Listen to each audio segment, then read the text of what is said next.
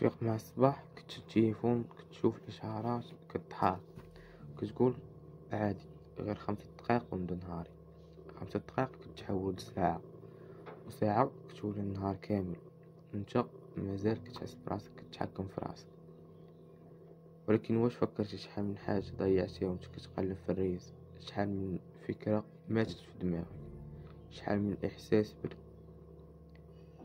اليوم غادي نقولك على واحد النوع ديال التعفن الدماغ ديال السوشيال ميديا.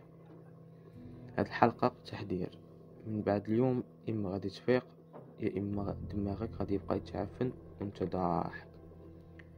تخيل معايا دماغك، هاد العضو اللي فيه اكثر من 80 مليار خلية، كل خلية كتخدم كتحلم كتفكر وكتصنع مستقبل. لكن في شي نهار هاد الدماغ كيبدا يبرد كيتخدر كيبدا يتعفن، ماشي بالامراض ولكن بالفيديوهات القصيرة، التحديات التافهة والاشعارات، الدوبامين المجاني. العلماء كيقولوا كل مرة كتشوف فيها حاجة كتفرحك في السوشيال ميديا بحال لايك فيديو مضحك تعليق، دماغك كيطلق الدوبامين. هاد المادة كتعطيك احساس مؤقت بالسعادة، ولكن كل ما تزيد الدوبامين بلا مجهود كتنقص قدرتك على التركيز، كتولي مدمن على المحتوى السريع، كتسنى كيفاش تفكر وتحس حتى تبقى بلا تليفون. تعفن الدماغ يعني مكتقدرش تقرا كتاب، مكتقدرش تبقى مركز 5 دقايق، كتحس براسك خاوي ولكن عقلك عامر بالصداع، كتجي تنعس وانت دايخ بلا حتى حاجه، كتحس بالملل واخا راك دوزتي 3 سوايع في تيك توك. راه ماشي مشكل ديال الوقت، راه مشكل ديال البرمجه. السوشيال ميديا برمجاتك تشوف وما تفكرش، تستهلكك وما تخلقش، تضحك ولكن بلا سبب، تعجب ولكن بلا احساس.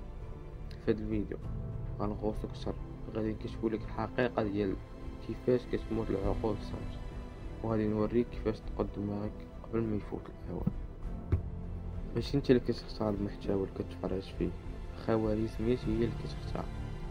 كل ضغطه كل تعليق كل ثانيه كتوقف فيها على فيديو كتكون بحال تسويد سري، كتعطي الخوارزميه الإثم تبرمج دماغك، تقول ليها زيدي بحال هادشي، هي كتسمع وكتخدم. دماغك اللي كياخد كونتنت فلاش، معلومة ورا معلومة، نكتة ورا إشاعة، رقصة ورا تحدي، حتى ولا عقلك ما كيصبرش، كيتحملش الصمت، ما كيعرفش يكون بوحدو، ما كيبغيش يفكر. دوبامين هاد المادة السحرية ولات تطلع وتنزل في دماغك. اليوم السوشيال ميديا كتعطيك متعة بدون تعب، بحال شي ديلر ديال المخدرات الرقمية. بعض الدراسات كتقول استعمال اليوم المفرط للسوشيال ميديا كيأثر على القشرة الأمامية للدماغ، المنطقة المسؤولة على التركيز اتخاذ القرار وضبط النفس. يعني كتولي كتقلب على الجرافيكيشن فورية، كتقدرش تصبر، كتقدرش تحلم على المدى البعيد.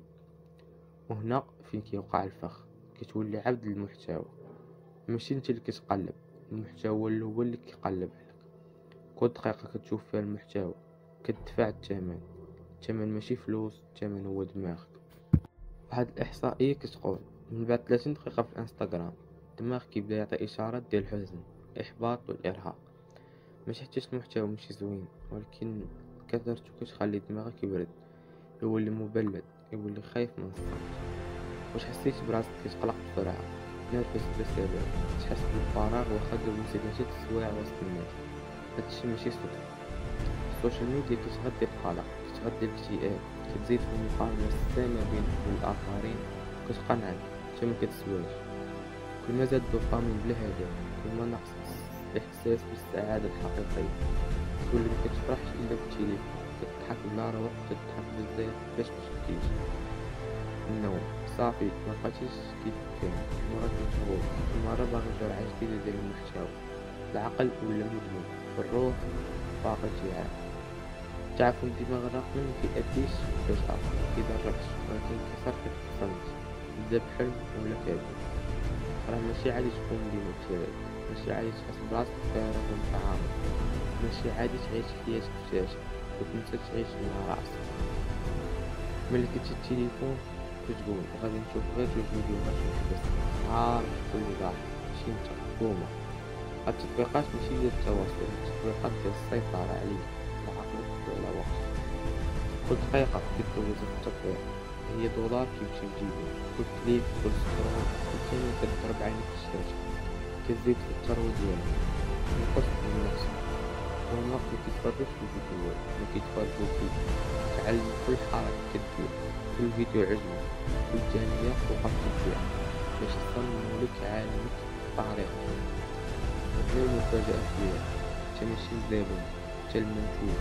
هما كيبيعوك المعلومات كيبيعو وقتك الانتباه ديالك التركيز ديالك حتى القرارات ديالك.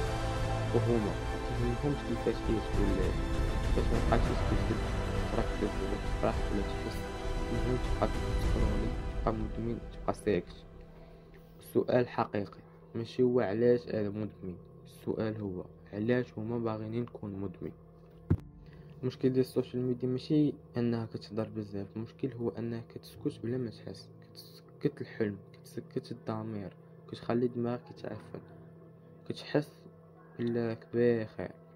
ولكن وصلنا لواحد النقطة اللي خاصك فيها توقف تشد النفس ديالك وتسول راسك واش تقدر نرجع السيطرة على دماغك. تقدر ولكن خاصك تبدا دابا. ماشي ضروري تمسح كل شيء ولكن خاصك تكون واعي. دوز 30 دقيقة في النهار بلا مشكل ولكن دوز 4 سوايع انت كتسكرولي راك كتدفن عقلك بيديك.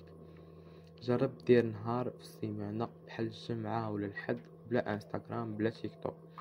غادي تحس براسك كتفيق من الكوم كتشوف الناس كتسمع صوتك الداخلي كتحس براسك راجع.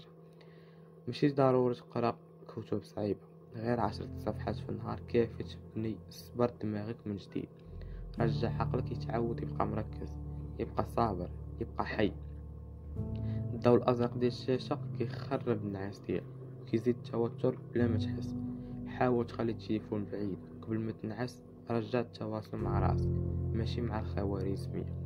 كل مرة كتفتح تطبيق سول راسك انا شنو باغي ندير ولا غير باغي نهرب من راسك.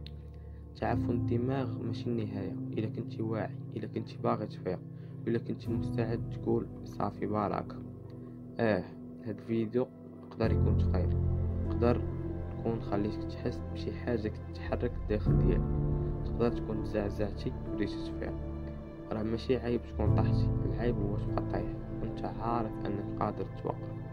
اليوم عندك اختيار اما تبقى مدمن عبد التطبيقات عبد اللايكات عبد لشي نظام ما كيهموش فين غادي دماغك ولا تفيق تسترجع عقلك شوي بشوي قبل ما يتعفن كامل. راه ممكن تعيش بلا تليفون ولكن ماشي ممكن تعيش بالعقل. واش انت كتفرج في السوشيال ميديا ولا هي اللي كتفرج؟ كان معاكم صفوان. ما تنساوش تخليو التعليق ديالكم وتشاركوا هذا الفيديو مع اي واحد حاسس براسو ما فاهمش بلا البيع ولكن قلبه